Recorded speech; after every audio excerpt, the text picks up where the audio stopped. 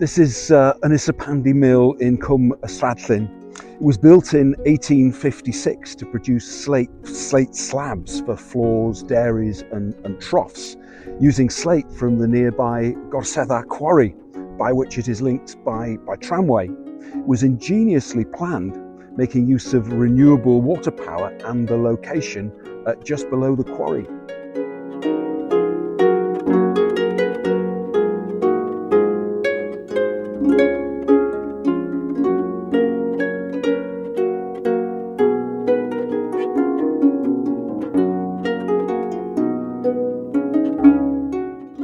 The building is a spectacular structure, untypical of the slate industry in northwest Wales, and an architecturally ambitious three-storey building. In its heyday in 1860, it was producing over 2,000 tonnes of slate a year, but the success didn't last.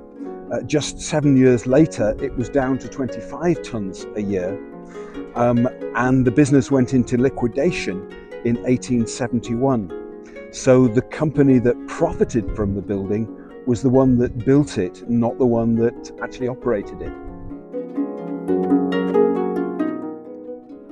After its closure, the building was used as a venue for Eisteddfodau until the roof was removed in 1906. It was conserved by the National Park Authority in 1981, and it's now in the care of the National Park. It's open to the public for free, and it now forms part of the Slate Landscape of North West Wales World Heritage Site.